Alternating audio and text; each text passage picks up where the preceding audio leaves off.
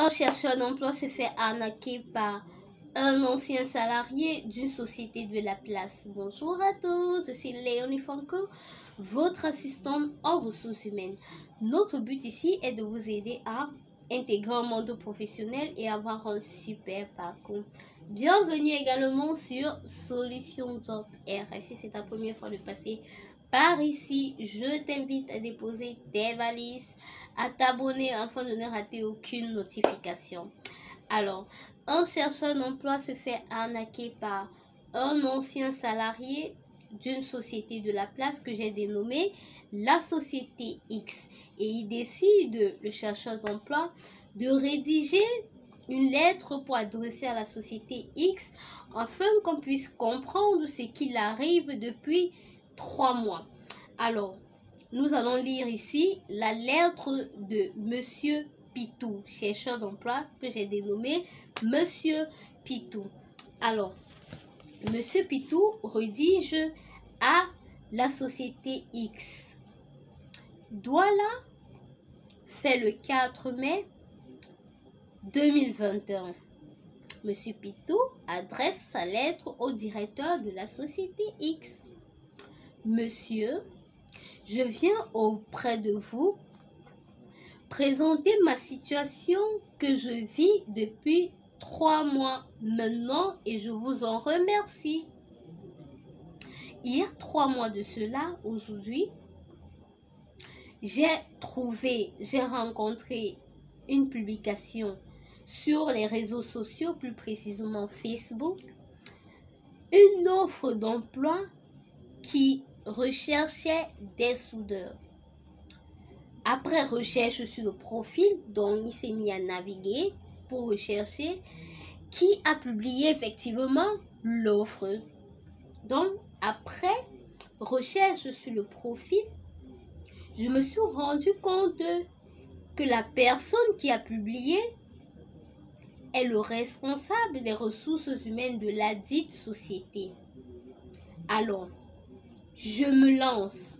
Je pose mon problème par Messenger. Monsieur, je suis mécanicien et je recherche de l'emploi. J'ai des compétences adéquates requises pour être un bon mécanicien dans votre société. Alors, Monsieur Jean répond. On ne saurait répondre ceci par message. Trouvons-nous dans un bar à Bonamoussadi. Mais dis donc, lorsque un responsable des ressources humaines ou un chef d'entreprise vous dit généralement que trouvons-nous dans un bar pour négocier, vraiment, ça sent pas un bon truc, ça sent pas bien. Vous pouvez vous trouver au restaurant, vous pouvez vous trouver, je sais pas, au méro bar où il faut prendre des whisky et des bières, ça sent pas bien. Écoutons la suite. Comme je disais, tout ceci par message, trouvons-nous dans un bar à Bonamoussadi autour d'un verre.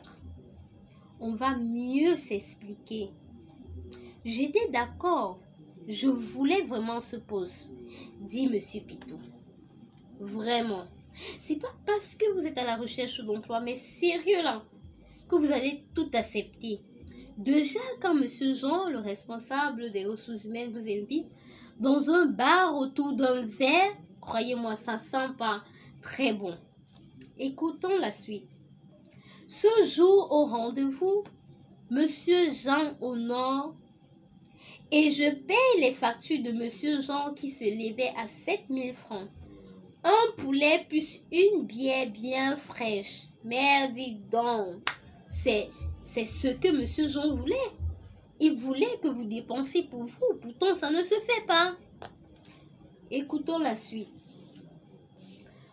Au sorti de l'entretien avec Monsieur Jean, il me répond, il vous faut 80 000 francs des frais de négociation d'entretien d'embauche. Mais vous aussi.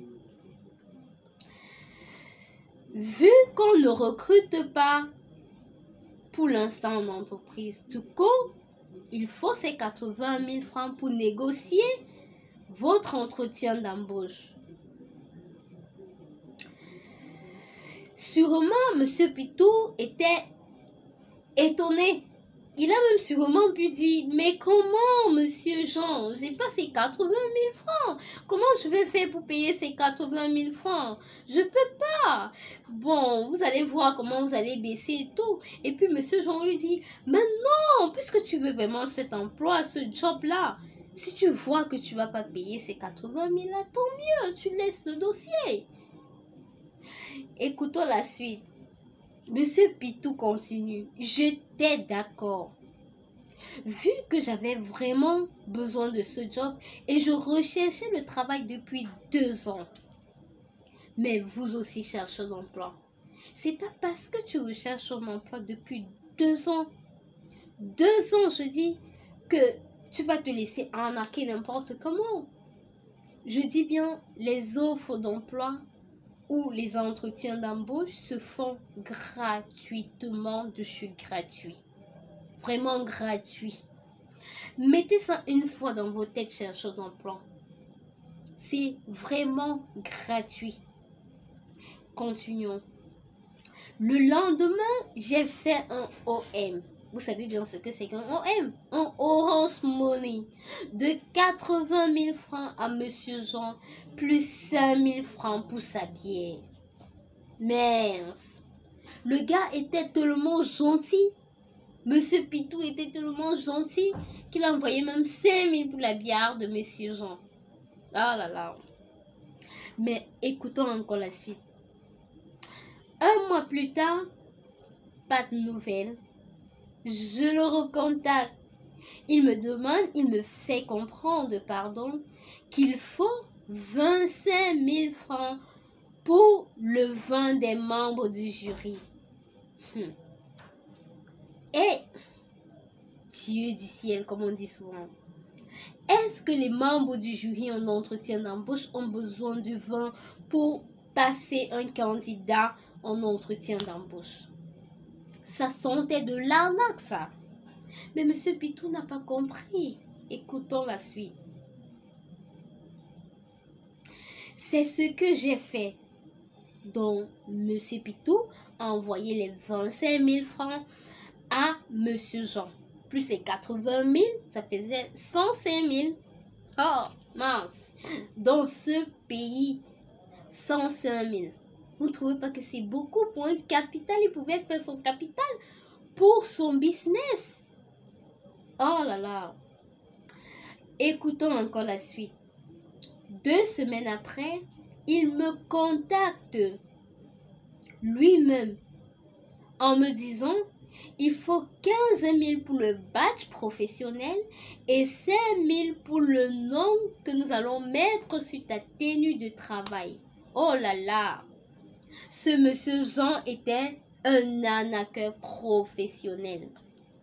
C'est ici que ça commence à tiquer dans la tête de monsieur Pitou. Écoutons.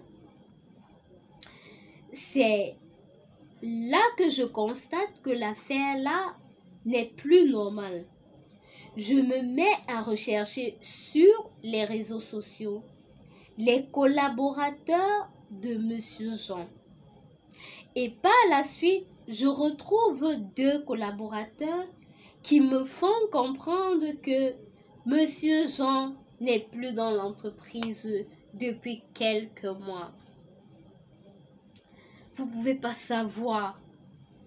Vous ne pouvez pas savoir la peine que j'ai en lisant ceci, en lisant la lettre de monsieur Pitou. Après recherche, il se rend compte, il trouve 2 collaborateurs qui l'expliquent que monsieur Pitou ne fait plus partie du personnel de la société X.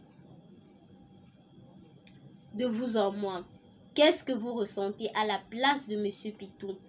Avec ces sommes d'argent, ces 105 000, monsieur Pitou pouvait se faire un bon business, un capital d'un bon business qu'il a envoyé tout simplement pour rien, gratuit, à Monsieur Jean, le responsable, l'ancien responsable des ressources humaines de la société X. Écoutons cordialement les derniers mots de Monsieur Pitou.